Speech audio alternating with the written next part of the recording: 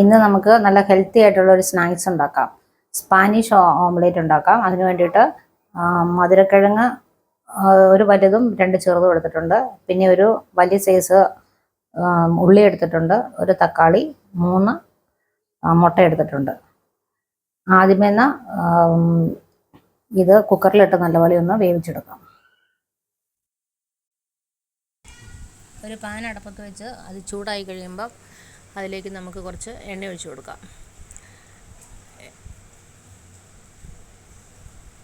എണ്ണ ചൂടായി കഴിയുമ്പോൾ അതിലേക്ക് ഒരു സവാള കട്ട് ചെയ്ത് വെച്ചേക്കണം, അതിലേക്ക് ചേർക്കാം. സവാള ചേർത്ത് നല്ലപോലെ ഒന്ന് വഴറ്റിയെടുക്കാം.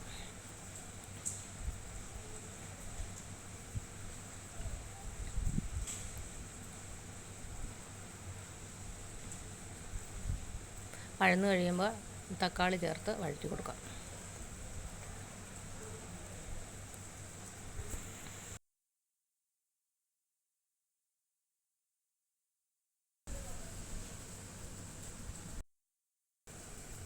നല്ലപോലെ വഴന്നു വന്നു. അതിൻ്റെ അകത്തേക്ക് നമുക്ക് കുറച്ച് മസാലകൾ ചേർക്കാം. ആദ്യമേ തന്നെ ആവശ്യത്തിനുള്ള ഉപ്പ് ചേർത്ത് കൊടുക്കാം. അതിൻ്റെ കൂടെ കുറച്ച് മഞ്ഞൾപ്പൊടി ചേർക്കാം.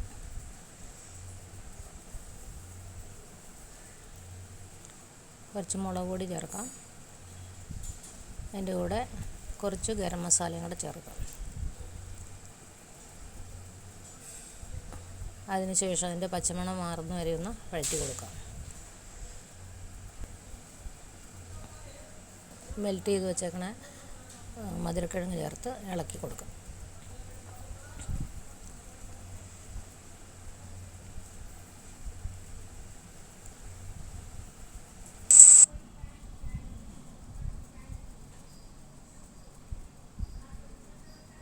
ഇനി ഇതിൻ്റെ അകത്തേക്ക് നമുക്ക് കുറച്ച് മല്ലിയില ചേർക്കാം. മല്ലിയില അവരവരുടെ ഇഷ്ടം പോലെ ചേർക്കാം. ഞാൻ കുറച്ചധികം മല്ലിയില ചേർത്തിട്ടുണ്ട്. ഇനി നല്ലതുപോലെ അതൊന്ന് ഇളക്കി യോജിപ്പിച്ചെടുക്കാം.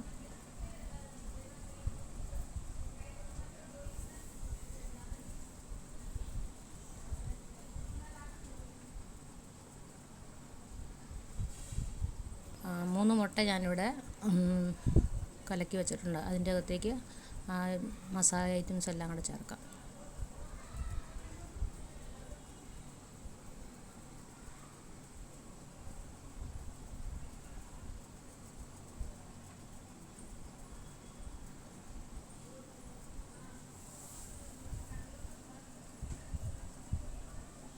അതിൻ്റെ അകത്ത് നല്ലതുപോലെ അത് ഇളക്കി യോജിപ്പിക്കണം.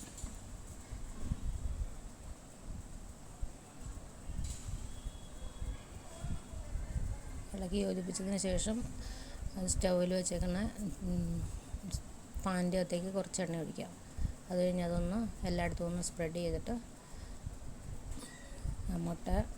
മുട്ടയും മസാലയും എല്ലാം കൂടെ അതിൻ്റെ അകത്തേക്ക് ഒഴിച്ച് നല്ലതുപോലെ നല്ല കട്ടിയിൽ പരത്തിയെടുക്കണം.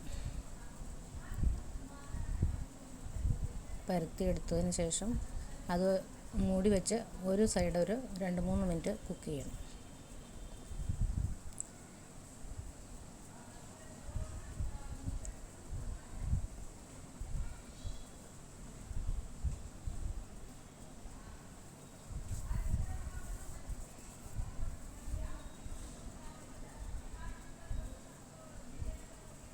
മൂന്ന് മിനിറ്റ് കഴിഞ്ഞ് അതിൻ്റെ അടിവശം നല്ലതുപോലെ അപ്പോഴേക്കും വെന്തിട്ടുണ്ടായിരിക്കും.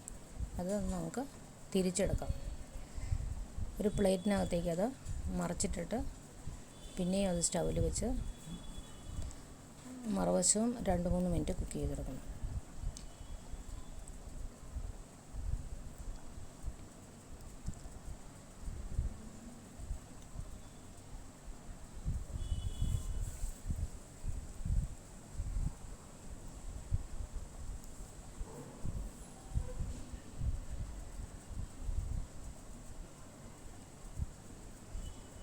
ഇനി വേണമെങ്കിൽ നമുക്കതിൻ്റെ മുകളിൽ ചീസ് ചേർക്കണമെങ്കിൽ ചേർക്കാം. ഞാൻ കുറച്ച് ചീസ് അതിൻ്റെ മുകളിൽ സ്പ്രെഡ് ചെയ്യുകയാണ്. ഇഷ്ടമുണ്ടെങ്കിൽ അത് ചേർക്കാം.